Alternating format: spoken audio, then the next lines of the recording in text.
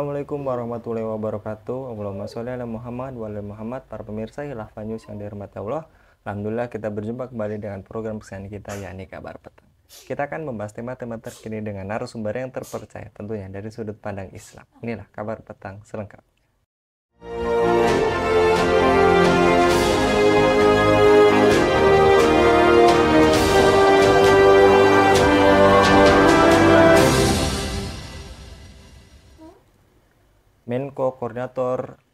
Menteri Koordinator Bidang Kemaritiman dan Investasi Luhut Binsar Panjaitan meyakini investasi tidak akan terganggu selama masa tahun politik. Dia menekankan investasi tidak boleh berhenti meski ada pemilu 2024. Menurutnya, pemilu tidak menjadi hambatan untuk investor menanamkan modalnya di Indonesia. Terlebih, bakal calon presiden atau baca pres Prabowo Subianto yang saat ini menjabat sebagai Menteri Pertahanan juga masih berupaya mendorong peningkatan investasi. Apakah investasi menguntungkan Indonesia? Apakah investasi berkontribusi positif bagi lingkungan hidup? Bagaimana paradigma Islam mengatur investasi? Untuk membahasnya kami terhubung dengan pakar ekonomi syariah Bung Arim Nasim. Kita sapa terlebih dahulu. Assalamualaikum warahmatullahi wabarakatuh, Bung Arim. Waalaikumsalam warahmatullahi wabarakatuh. Bagaimana kabarnya, Bung Arim? Alhamdulillah, insyaallah kabar baik, Mas Anggi. Alhamdulillah. Baik, Bung Arim, kita membahas lagi-lagi investasi yang tidak akan terganggu ketika adanya pemilu di 2024 nanti. Dan soal investasi di Rempang, khususnya Luhut menegaskan RI untung sebab barangnya bagus. Apakah kebijakan tersebut menguntungkan Indonesia, Bung Arim? Ya, kalau kita perhatikan ya, investasi itu kan awalnya itu netral kan. Artinya investasi itu kan tujuannya itu untuk meningkatkan pertumbuhan ekonomi dan mewujudkan kesejahteraan masyarakat. Itu teori dasarnya ya. Tapi dalam sistem ekonomi kapitalis ya, investasi itu dengan prinsip kebebasan kepemilikannya, ya kan, dijadikan oleh negara-negara kapitalis itu sebagai alat eksploitasi. Bahkan kalau saya melihat investasi asing, ya, itu sekarang itu berubah menjadi alat penjajahan ya, untuk mengeksploitasi sumber daya alam yang ada di negeri-negeri atau negara-negara berkembang, ya kan, dengan prinsip kebebasan hak miliknya. Mereka tujuan utama itu mencari keuntungan yang sebesar-besarnya tanpa mempedulikan ya dampak negatif ya, kerusakan lingkungan atau juga kerugian-kerugian yang didapatkan oleh masyarakat, ya kan. Jadi kalau kita perhatikan justru investasi yang sekarang terjadi dengan paradigma kapitalis ya, dengan kepemilikan kebebasan kepemilikan di mana swasta kemudian mengeksploitasi sumber daya alam ya yang ada di kita, khususnya itu yang terjadi bukan memberikan dampak positif terhadap rakyat, tapi justru memberikan dampak negatif ya. Kasus Rempang misalnya kan, belum apa-apa masyarakat harus tergusur, harus diusir kan. Tempat yang mereka tinggali ratusan tahun harus kemudian terusir, dan ketika mereka terusir itu kan sebenarnya bukan hanya sekedar mengusir tempat tinggalnya, tapi di situ juga mengusir atau menghilangkan mata pencaharian mereka itu kan, yang biasa mereka melaut, kemudian juga mungkin ketika itu diserahkan pengelolaannya kepada swasta, maka bisa jadi mereka kemudian tidak bisa lagi melaut, ya kan? Seperti yang terjadi di beberapa daerah yang seperti itu, gitu kan.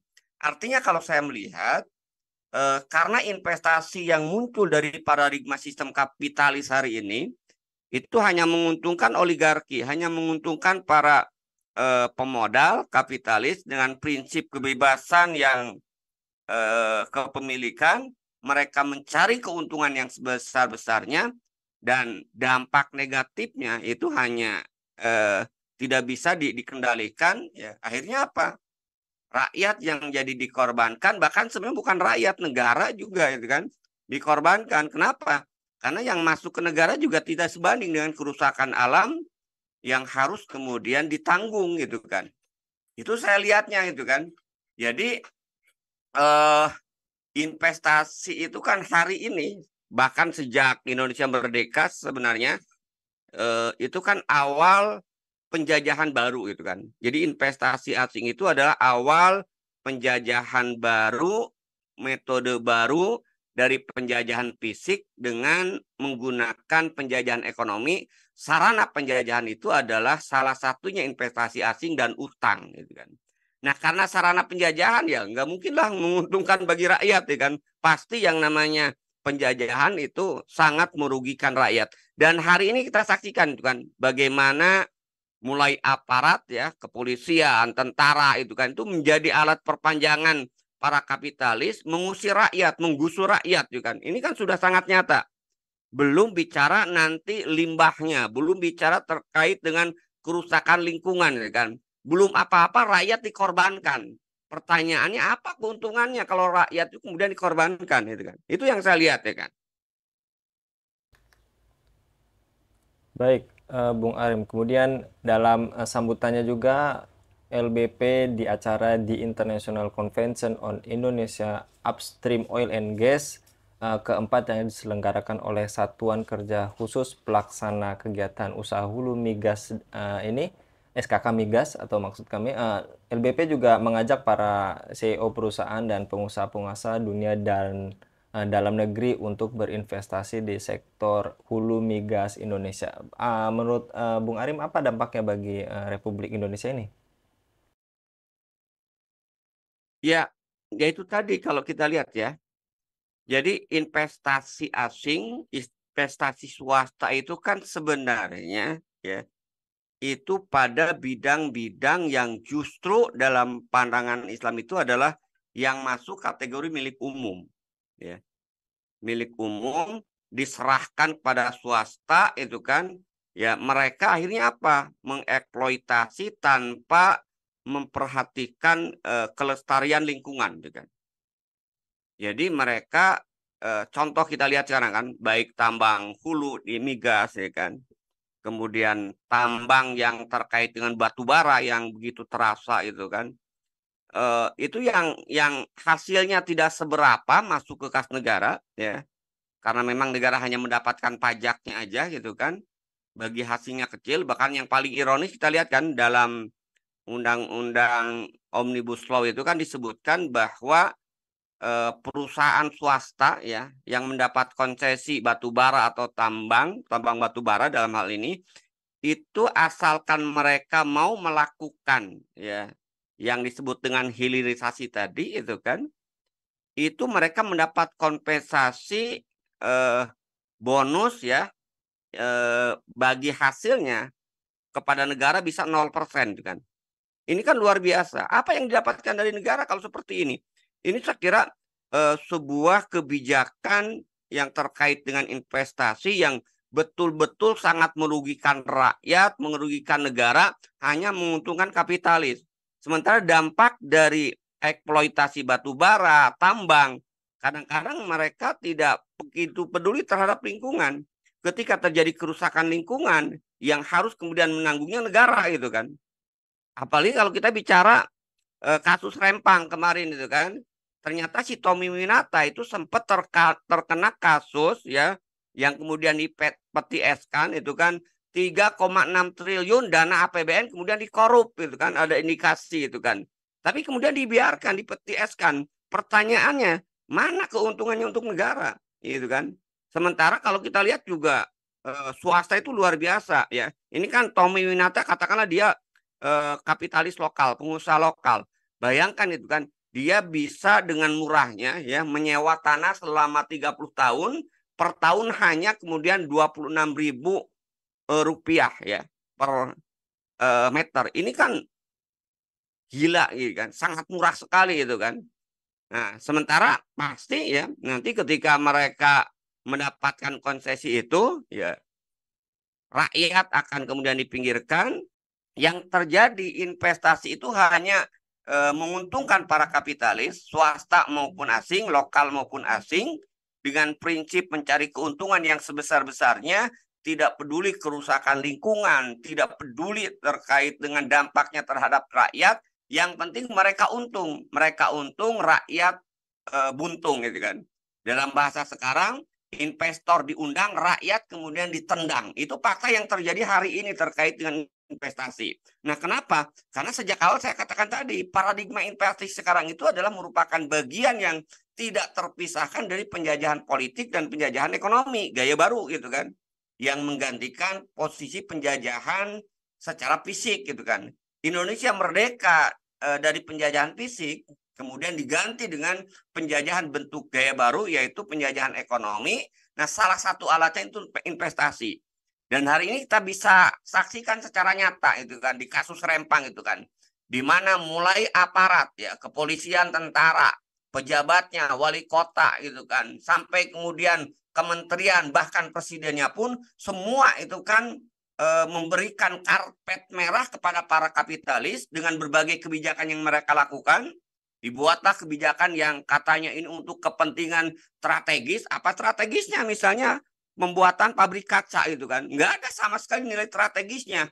Tapi ternyata mereka semua berikan itu kepada swasta dengan dalih itu adalah untuk kepentingan kebijakan yang industri yang strategis itu kan. Ini yang saya lihat itu kan. Rakyat dikorbankan gitu kan. Jadi sebenarnya nyata-nyata gitu kan. Hari ini kita saksikan investasi itu adalah alat penjajahan yang kita saksikan hari ini gitu kan. Baik, Bung Arim, juga tadi Anda katakan investor datang, rakyat ditendang, dan dalam kasus Rempang ini Menko Marves, LBP belak-belakan, bahkan masyarakat Rempang akan mendapatkan ganti untung usai direlokasi. Pemerintah akan memfasilitasi segala permintaan masyarakat terkait masa menunggu adanya relokasi itu. Maka dari itu dia mendesak para pengkritik investasi di Rempang untuk turun langsung ke lapangan. Menurut Anda, apakah setuju dengan kebijakan tersebut, Bung Arif? Yang pertama, ada kita asumsikan dua kemungkinan. Kemungkinan pertama itu hanya sekedar di mulut. Ya. Faktanya kebohongan terus kemudian ditunjukkan oleh para pejabat di negeri ini. Gitu kan. Jadi bohong dan bohong. Ya. Mengatakan bahwa mereka akan disiapkan dengan ganti untung. Faktanya sampai saat ini itu tidak pernah terrealisasi beberapa janji yang diberikan oleh pemerintah. Ya. Janji dulu mereka akan memberikan sertifikat, bohong.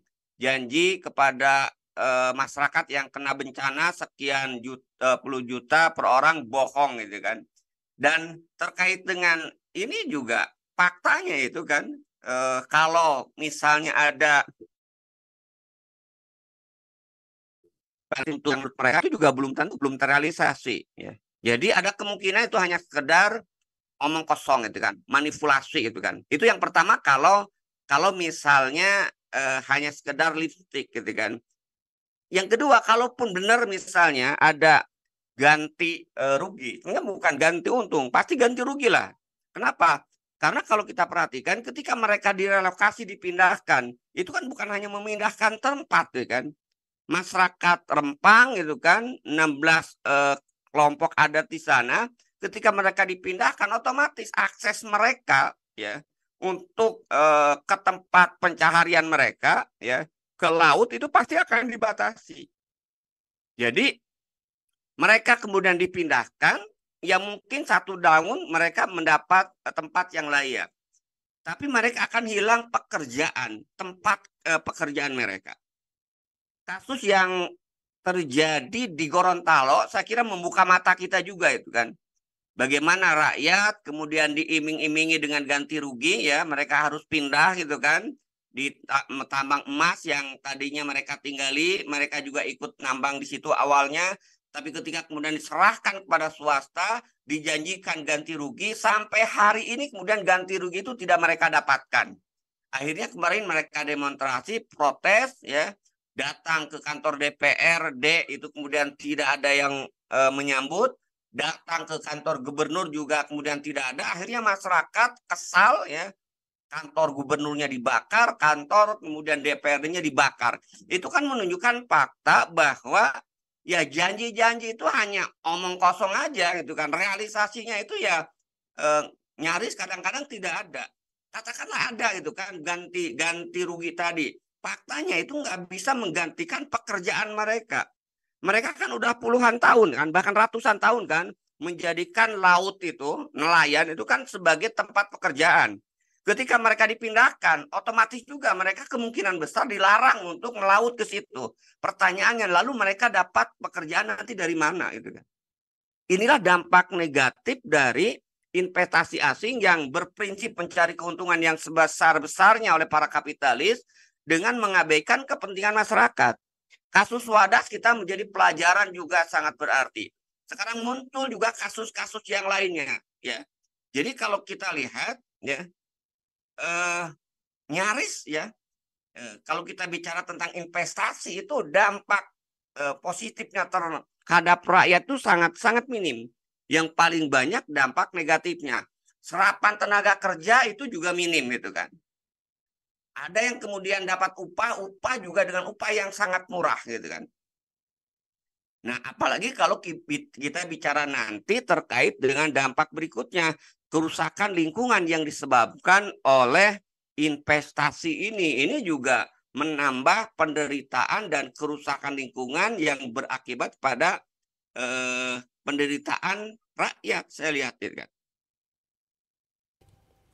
Baik, terakhir Bung Arim juga, apakah ketergantungan pemerintah terhadap investasi baik itu penanaman modal dalam negeri atau PMDN maupun PMA penanaman modal asing menunjukkan sistem kapitalisme bercokol di negeri ini hingga peran negara menjadi sangat minim? Dan apakah dengan semakin dimudahkannya investasi, kapitalis semakin menguasai perekonomian sedangkan peran negara tidak mampu untuk mandiri, Bung Arim? Saya kira itu sudah semakin jelas ya kan. Bahkan kalau bahasa sekarang yang berkuasa itu adalah penguasa itu kan. Kalau dulu penguasa itu menjadi alat kepentingan para kapitalis, sekarang kolaborasi ya. Para kapitalisnya aja berada di kekuasaan sehingga kebijakan-kebijakan yang terkait dengan ekonomi nyaris tidak ada yang berpihak pada rakyat. Semuanya kemudian merugikan rakyat. Dan negara kemudian tidak berdaya itu kan. Ya.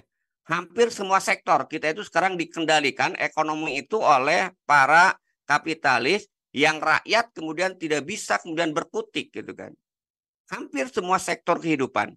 Listrik kita sudah dikuasai walaupun namanya PLN, yang menguasainya itu adalah swasta. Gas juga sama, didominasi oleh swasta itu kan.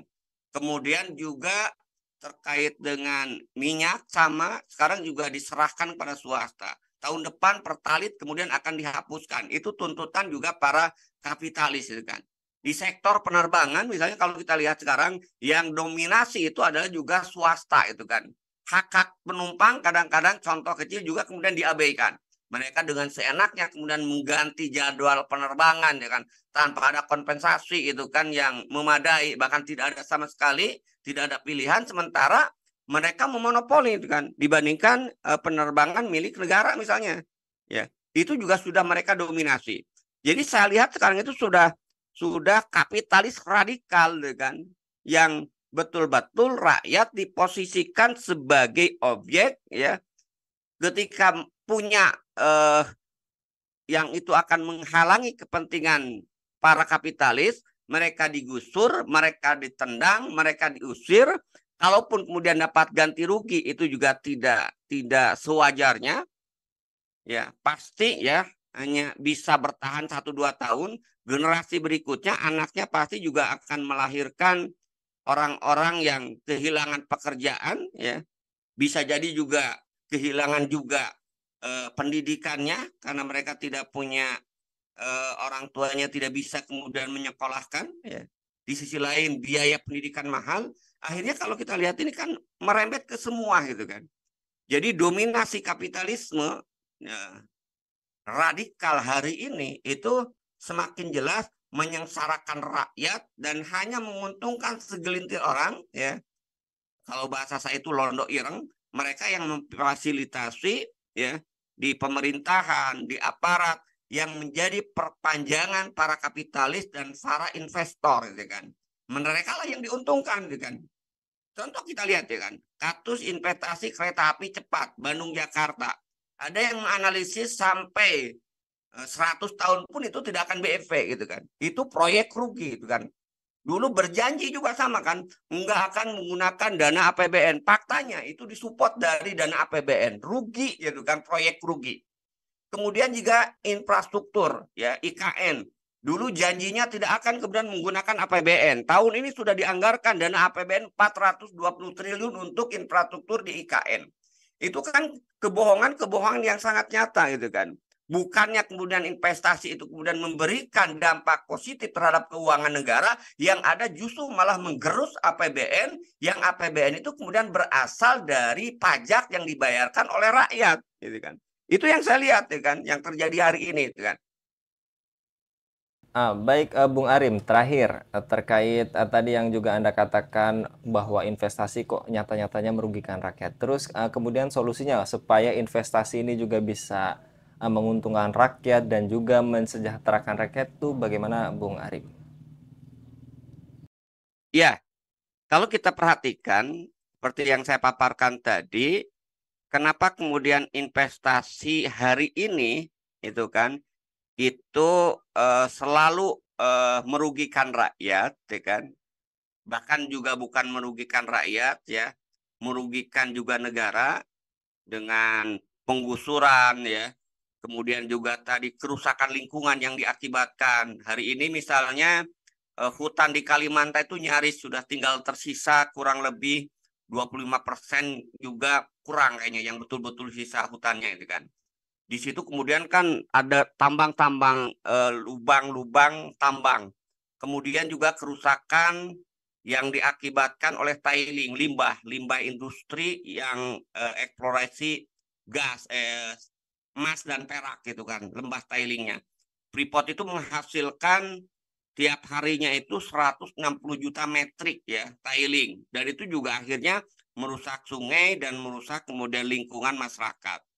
Nah, itu fakta hari ini kalau kita bicara terkait dengan investasi asing, dampaknya itu selalu merugikan rakyat, bahkan merugikan negara. Yang diuntungkan itu adalah para kapitalis. Nah, lalu sebenarnya kalau pertanyaan Mas Anggi tadi, apakah ada kemudian investasi itu bisa menguntungkan rakyat, ya kan? Atau eksploitasi sumber daya alam, pengelolaan sumber daya alam itu menguntungkan rakyat? Ya, saya kira ada kalau ada perubahan paradigma itu kan. Dan paradigma yang harus kemudian kita jadikan ketika investasi atau pengelolaan sumber daya alam adalah paradigma Islam. Di mana di dalam Islam, pengelolaan sumber daya alam itu ditujukan untuk mensejahterakan rakyat, ya, untuk memenuhi kebutuhan rakyat, ya kan, sehingga rakyat tidak dikorbankan. Nah, karena itu dalam pandangan Islam, Islam tidak mengharamkan investasi. Islam tidak mengharamkan kemudian mengeksploitasi sumber daya alam gitu kan. Tapi investasi dan eksploitasi sumber daya alam itu adalah untuk kepentingan dan kesejahteraan rakyat, bukan untuk kepentingan dan kesejahteraan para kapitalis gitu kan. Karena untuk kepentingan dan kesejahteraan rakyat, misalnya di dalam Islam itu nanti ada pemilahan, ya kan? Ada investasi terhadap sumber daya alam yang itu harus pelakunya itu negara untuk industri atau pengelolaan sumber daya alam yang itu masuk dalam kategori milik umum. Sehingga kalau sumber daya alam yang masuk dalam kategori milik umum, tambang yang banyak gitu kan, pengelolaan hutan, pengelolaan laut, karena itu adalah dikelola oleh negara, tujuannya itu bukan semata-mata mencari profit, tapi tujuannya itu adalah eksploitasi tadi, pengelolaan tadi untuk kesejahteraan rakyat, ya kan? Nah, sehingga hasilnya kemudian akan dikembalikan kepada rakyat ya melalui pemasukan APBN karena dikelola oleh negara itu kan. Dan ketika kemudian mengeksploitasinya, tentu memperhatikan juga dampak-dampak negatif terhadap rakyat, ya kan? Kenapa? Karena ironis kan, pembangunan untuk rakyat, tapi rakyat dikorbankan. Maka di dalam Islam, eksploitasi sumber daya alam itu tidak boleh kemudian mengorbankan rakyat, ya kan? Kenapa? Karena rakyat inilah yang akan kita berikan manfaat dengan adanya investasi. Rakyat inilah yang akan kita sejahterakan dengan adanya pertumbuhan ekonomi, gitu kan? Nah, ini yang terjadi di dalam Islam. Makanya kalau kita lihat paradigma pengelolaan sumber daya di dalam Islam itu adalah tadi untuk mewujudkan kesejahteraan rakyat, untuk menciptakan dengan tetap memperhatikan kelestarian lingkungan, itu kan, sehingga akhirnya eksploitasi itu tidak menjadi bumerang, ya. Tidak kemudian malah menyengsarakan rakyat. Kenapa? Karena pengelolaan sumber daya alam tujuannya adalah untuk kesejahteraan rakyat. Dan itu hanya akan terwujud ketika ya sistem ekonomi Islam yang menjadi dasar pengelolaan sumber daya alam tadi, itu kan. Jadi peran negara begitu dominan, ya kan, dalam sistem ekonomi Islam, tidak diserahkan kepada swasta. Nah, peran negara yang begitu dominan tadi, tugas negara adalah mengurus rakyat, ya. Sebagaimana sabda Rasulullah, al-imamu ra'in wa huwa mas'ulun an ra'iyatihi, seorang pemimpin itu tugasnya mengurus rakyat. Maka ketika investasi, ketika eksplorasi sumber daya alam, maka yang paling pertama kemudian mendapat perhatian dan perlindungan itu adalah kepentingan umat, kepentingan rakyat. Maka kalau investasi atau eksplorasi sumber daya alam justru akan membuat madorot yang lebih besar, maka itu tidak akan dilakukan, gitu kan. Karena percuma, itu kan. Investasi dilakukan, eksplorasi dilakukan, tapi rakyatnya kemudian dikorbankan. Ini kan yang terjadi hari ini. Jadi ini yang saya kira untuk kaum muslimin, ya, para intelektual juga, mari kita sadari, itu kan, bahwa kerusakan hari ini, itu kan, dampak kerusakan ekonomi yang terjadi, pengangguran terus tinggi, kemiskinan terus kemudian bertambah, walaupun pertumbuhan ekonomi tinggi, GNP tinggi, itu sebabnya karena memang pertumbuhan dan juga eksploitasi sumber daya alam itu bukan untuk kepentingan rakyat, bukan untuk kepentingan negara, tapi itu untuk kepentingan para kapitalis oligarki yang dengan bebasnya mereka mengorbankan rakyat, bahkan mengorbankan kepentingan bangsa dan negara. Yang penting oligarki untung, kapitalis untung, rakyat dan negara malah jadi buntung. Nah, jadi mari kita sadari semua kondisi ini terjadi. Kenapa? Karena akar masalahnya paradigma pengelolaan sumber daya alam kita, paradigma investasi kita itu tidak menggunakan paradigma yang Islam, yang justru dalam Islam pengelolaan sumber daya alam tujuannya itu adalah untuk mensejahterakan rakyat, untuk mensejahterakan masyarakat, sehingga betul-betul kemudian itu menjadi titik perhatian bagi para pemimpin dalam sistem Islam. Itu barangkali ya Mas Anggi yang bisa sampaikan. Terima kasih. Baik, jazakallah Bung Arim untuk kesempatannya kali ini. Mudah-mudahan Bung Arim dan keluarga senantiasa dilindungi oleh Allah Subhanahu wa taala dalam setiap aktivitasnya. Demikian pemirsa Khilafah News yang dirahmati Allah. Jangan lupa untuk subscribe, like, dan share sebanyak-banyaknya. Semoga menjadi amal kebaikan bagi kita semua di dunia dan di akhirat nanti. Saya Anggi Suharna undur diri. Wassalamualaikum warahmatullahi wabarakatuh.